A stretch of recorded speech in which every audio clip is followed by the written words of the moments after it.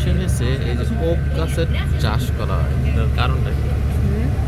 এই এলাকার যে টেম্পারেচার, এই এলাকার যে মাটির যে আর্দ্রতা এবং এখানে যে লোহার লৌহের যে লবণাক্ত মানে আছে, লৌহের পরিমাণটা বেশি মাটিতে,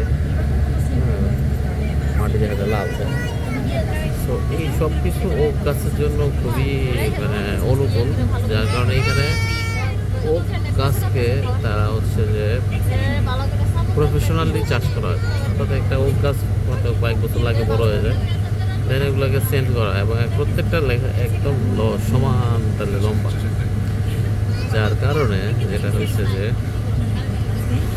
যে এই এলাকাতে প্রচুর এটা চাষ হয় এবং এটা প্রচুর এক্সপোর্ট করে এবং এই দেশেও অনেক কাজে ব্যবহার হয়।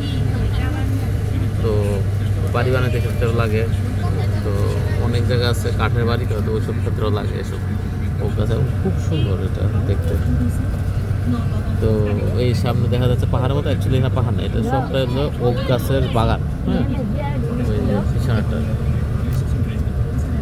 এমনিতেই এলাকাটা উঁচা নিচে অনেক বেশি, তারপরও ওটা বোঝা যায় যে এটা শুধু পাহাড় না, এটা একটা বাগান, ওক গাছের চাষ করা হয়েছে। তো আমরা বর্তমানে আছি মিশনেস থেকে আমরা বুয়েনোস আয়ার্সে যাচ্ছি। সো মোটামুটি এখন বাজে 7টা, সন্ধ্যা 10 তারিখ ফেব্রুয়ারি 2025।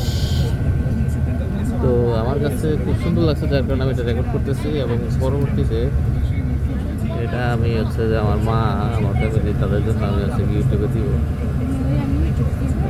তাদের হচ্ছে এটা তাদের কাছে ভালো লাগবে আমি আশা করি।